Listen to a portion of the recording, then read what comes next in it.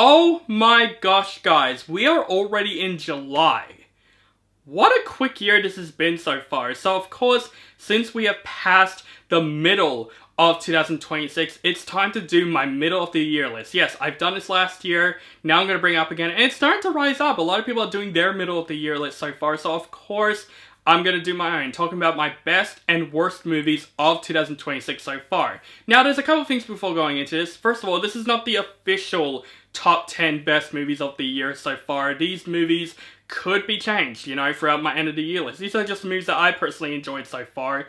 And I would say 2026 haven't been the greatest year for me. There's been a lot of disappointments that have came out this year. But of course, let's talk about the positives first. Let's talk about the movies that I absolutely adore in 2026. So instead of doing some honorable mentions, like I said for last year, I want to talk about so far my most surprising and disappointing movies of the year so far. So since we're in the positive list, let's talk about the movies that absolutely surprised me this year. These are the movies that either that I wasn't excited for, and it turned out better than I thought it was going to be, or movies that I felt like critics are kind of wrong about, but in my opinion, I really enjoyed those movies. So let's rapid fire through those real quick. First off, we have Michael. This is a movie that I feel like the critics are absolutely wrong in this movie. Yes, it's not an in-depth movie about Michael Jackson, but this movie is more about the celebration of what makes Michael Jackson great. I think Jafar Jackson is incredible as Michael, but man, Colman Domingo as Joseph Jackson, this is one of the best performances that I've seen Colman Domingo does. He's been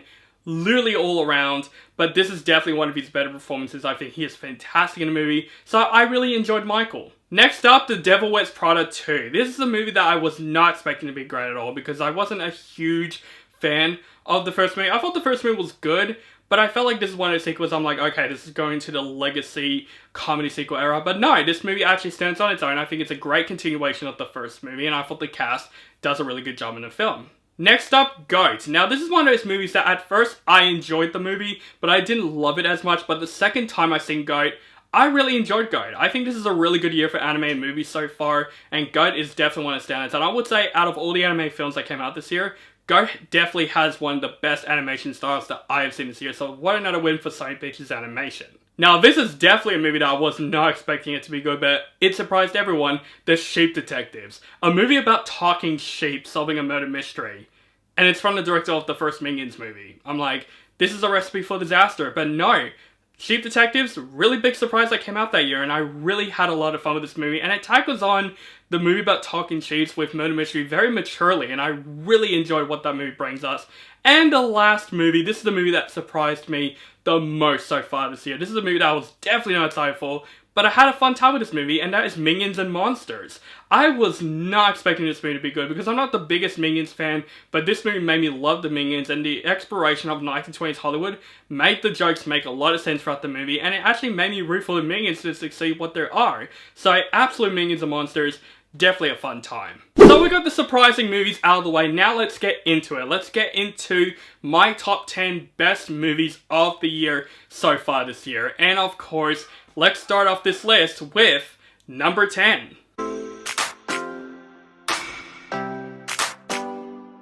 So starting off with my number 10 is Send Help. Now Sam Raimi has done it again with this new original survival thriller film that really nails it on its hands here. Rachel McAdams is really good in this movie. You don't know what type of character she's going to be, and also Dylan O'Brien, one of his better performances in a while. I think the chemistry between Rachel McAdams and Dylan O'Brien in this film is fantastic. This is like a mixture between Misery / Castaway, and I thought Sam Raimi absolutely brings that all to the film. This film brings the whole Sam Raimi layer into it, and I thought this film is a lot of fun. It's a great black comedy, great thriller, great survival film that I felt like it hasn't got as much credit as it's credited for. So definitely Sam Raimi, if you're huge fans of Sam Raimi, definitely check out Send Help. It's definitely a lot of fun.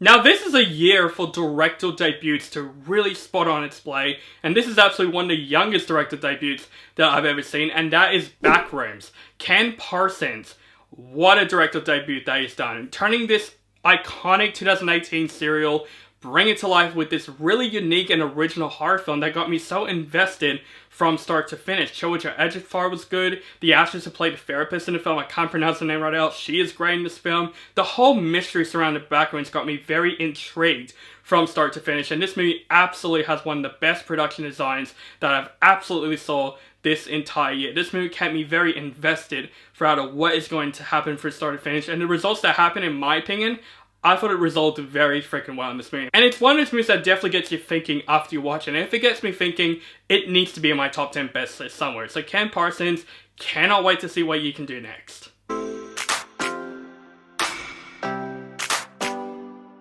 Now, coming to my number 8 is definitely one of the most intriguing black comedies that I have seen this year, and that is The Drama. A movie tackling on marriage relationships and who to trust with one another, and I think Zendaya and Robert Pattinson are fantastic in this movie. Their chemistry is really on point in this movie. It's literally about what if a secret lays out and it affects the relationship altogether, with Zendaya basically trying to avoid that, with Robert Pattinson thinking, am I marrying the right woman? Is this woman what she says it is? And that aspect really brings a lot of comedic attention to the film, but also some really fucked up aspects as well. I thought the direction is great. This movie actually cracked me up. This movie had some moments where I'm like, oh shit, where this is going to go. But definitely the performances is what made this movie work. I think Zendaya and Robert Pattinson absolutely made this movie work from start to finish. And definitely what it resolves in the film, it's very fascinating throughout. So yep, The Drama, definitely one of the huge spotlights of the year.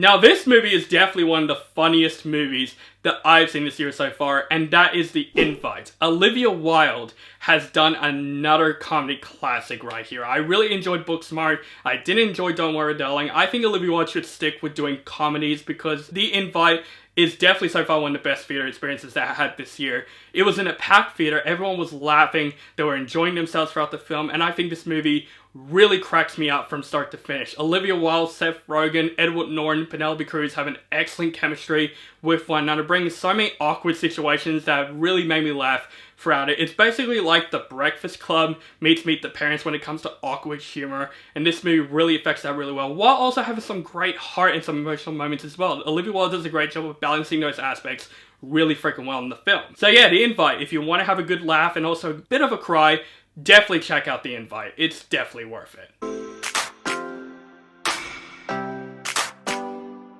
Now, like I said with Guide, this is a really good year for animation. I actually have 2 animated films on my list, and they're actually by the same company. One of the cases is Hoppers.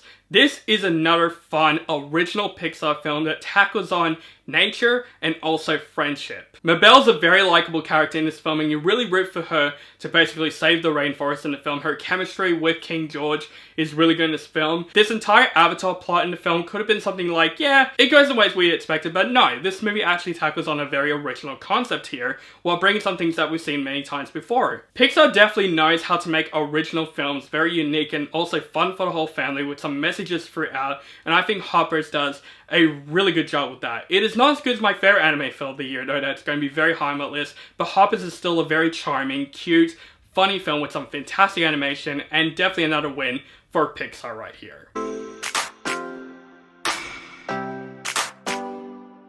Okay, now we're up to the top 5. These are the 5 movies that so far I adored this year so far, and hopefully these 5 movies end up in my end of the year list. Hopefully they do. My number 5 is a movie that is the reason why I kind of kept this list so long. I'm kind of doing this a little bit late because I need to see this movie before doing this list because I heard great things about it. Thank God I saw it. That is The Furious. This is easily one of the best action films that I have seen in such a long time. The action scenes in this movie is fucking insane. The action scenes are wild, they're brutal, it keeps going and going and you don't want it to stop, but also you root for the main character to get his daughter back from these traffickers. You really adore the friendship between the 2 main characters in the film. I thought Wayne is a complete badass in the film. Yeah, the story goes in ways that you've seen many times before, but you know what? The movie knows it. It's all about the fun action and entertainment, and my god, this movie made me so pissed that this movie does not release in Australian theaters. I had to wait till this movie comes on VOD in order to watch it, so now I watched it. This movie's badass. It is worth being in my top 10 favorite movies of the year so far, and absolutely one of the action films I'll definitely remember this decade. This movie is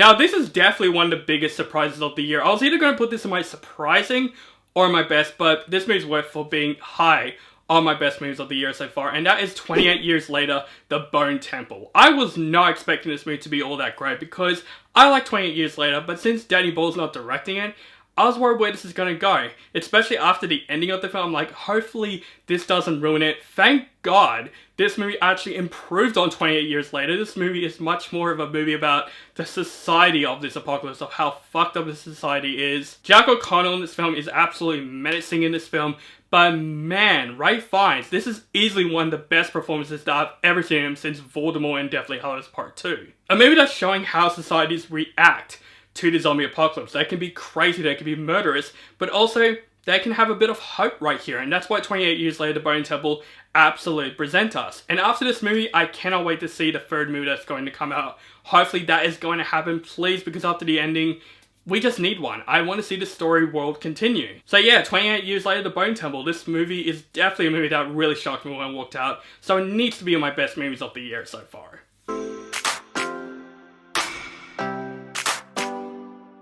Now, my number 3 is easily the best animated film of this year so far.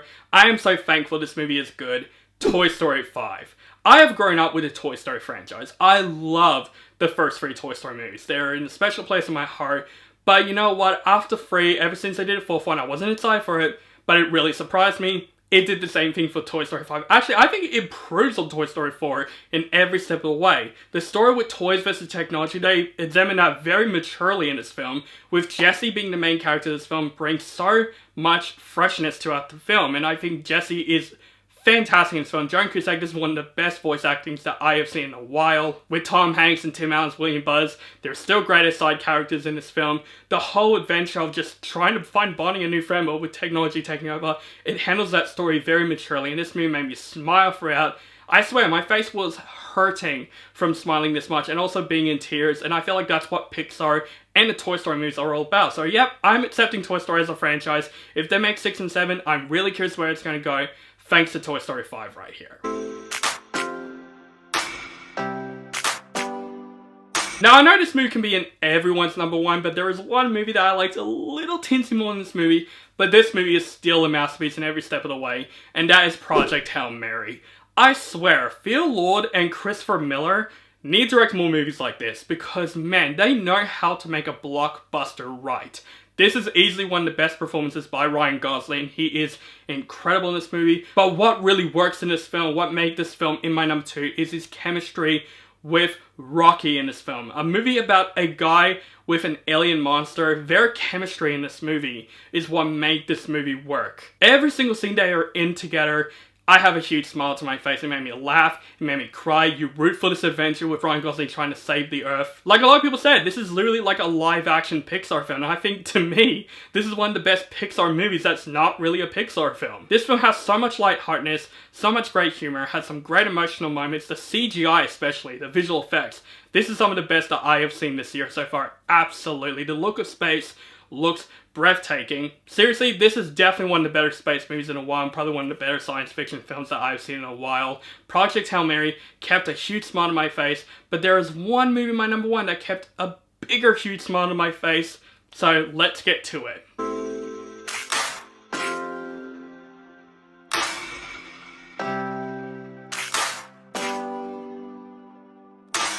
Okay, my number 1. This is my favorite movie of this entire year so far. This is the movie that absolutely blew my mind from start to finish. This movie made me laugh in sort of a weird way, made me horrified, made me cry of how heartbreaking this movie is. You've guessed what it is because everyone praises this movie and it deserves all that praise. And that is, of course, Obsession.